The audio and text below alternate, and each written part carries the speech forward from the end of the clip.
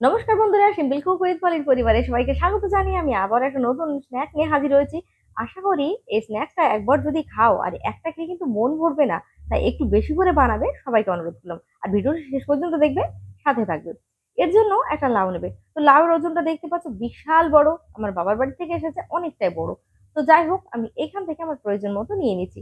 কতটুকু নিলাম দেখতে পাচ্ছ।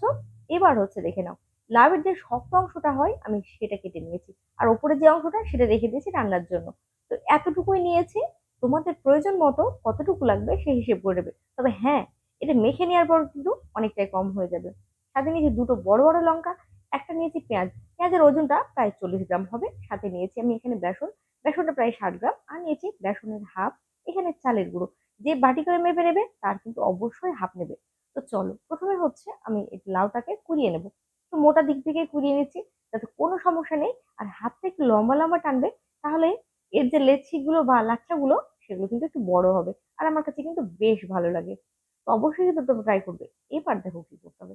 এই যে এটাকে দেখতে পাচ্ছ, লাউটাকে, পোড়ানো লাউটাকে একটু চিপে নেবে। তবে হ্যাঁ, লবণ দিয়ে নয়, শুধু আগের থেকে। লবণ দিয়ে চিপে নিলে প্রচুর পরিমাণে জল বেরোয়, সেটা আমরা জানি। আবার হয়তো জানি না অনেকে। তো যারা জানো না তারা জেনে নাও। এবার মোটামুটি করে অল্প পরিমাণ চিপে নিতে হবে। ওতে জল থাকলে কিন্তু বেসনের পরিমাণ, চালের পরিমাণটা বেশি লেগে যাবে। আর খেতে ততটা ভালো লাগবে না। সেই কারণে প্রথমে আমি এখানে দিয়ে দিলাম চালের গুঁড়ো, সেই কারণে জলটা নিয়ে নিতে হবে। তারপর দিয়ে দিলাম বেসন, আর দিয়ে দেবো হাফ চামচ লবণ বা স্বাদ মতো লবণ। আর দিতে হবে এখানে গোটা জিরে। এখানে কালো জিরে নয়, গোটা জিরে কিন্তু দিতে হবে, স্বাদটা কিন্তু দুর্দান্ত হবে। তারপর লঙ্কাগুলো কুচিয়ে দিয়ে দেবো। লঙ্কাগুলো কুচানো হয়ে গেলে তারপর পরের উপকরণগুলো দিকে নাও। এখানে দিয়ে দিলাম আমি হাফ চামচ হলুদ গুঁড়ো, কালারটা ভালো আসবে। সাথে যে পেঁয়াজটা কেটেছিলাম সেটাও দিয়েছি, পেঁয়াজটা কিন্তু লম্বা করে কাটবে। তারপর দেখো, এটা হচ্ছে রসুন বাটা। চা চামচের 3 ভাগের 1 ভাগ নেব রসুন বাটা। সাথে আদা বাটারও ঠিক একই পরিমাণে নেব। তারপর খুব ভালো করে হাত দিয়ে এটাকে চটকে মেখে নেব। যতটা সম্ভব চটকে ভালো করে মাখবে, ততটা কিন্তু ভালো হবে। তো এখানে কিন্তু জলের প্রয়োজন নেই, যেহেতু লাউয়ে আমরা জানি প্রচুর পরিমাণে জল আছে। তাই খুব ভালো করে কিন্তু এটাকে মেখে নিতে হবে। দেখো আমি ঠিক কিভাবে মেখে নিচ্ছি। আবার অনেকে হয়তো বলতে পারো যে এভাবে কেন মাখছো। দেখো ভাই, যেটা যেভাবে মাখায় সেটা তো সেভাবে মাখতে হবে, তাই না? না হলে তো ভালো হবে না জিনিসটা, আর বাইন্ডিংটাও ঠিকঠাক হবে না। তো দেখো কত সুন্দরভাবে মাখা হয়ে গেল। ঠিক এইভাবে মেখে নেবে। যদি মনে হয় তোমাদের বাইন্ডিং হচ্ছে না, তাহলে কিন্তু যেভাবে পরিমাপটা বললাম, বেসনটা নেবে আর চালের গুঁড়োটা নেবে হাফ। যদি 2 চামচ বেসন নাও, 1 চামচ নেবে চালের গুঁড়ো। ব্যাস।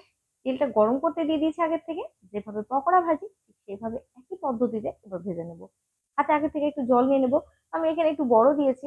তো এখানে শেপ দেওয়ার তো কোনো ব্যাপার নেই। পকোড়া একটু এবড়ো খেবড়ো বা ইরিং বিরিং তিরিং আমার তো বেশ লাগে। তোমাদের কেমন লাগে সেটা অবশ্যই জানিও। তো দেখো, এভাবে একটু চারিপাশে ঝুরো ঝুরো হয়ে যদি থাকে না, তাহলে দেখবে সেটা কিন্তু বেশি ক্রাঞ্চি হয় আর খেতে আমার অনেক বেশি ভালো লাগে।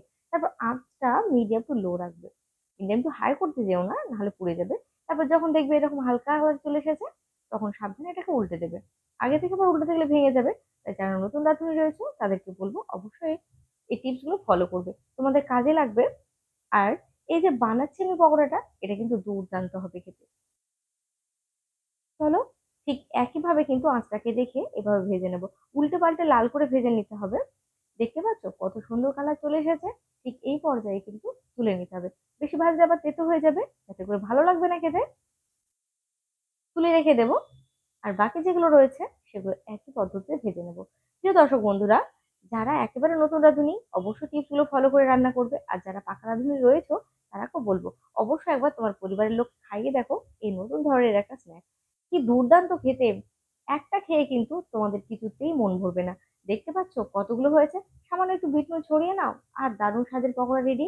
কেমন লাগলো জানাবে। ভালো লাগলে লাইক করে দিও। আজকের মতো বিদায় নিলাম। সবাই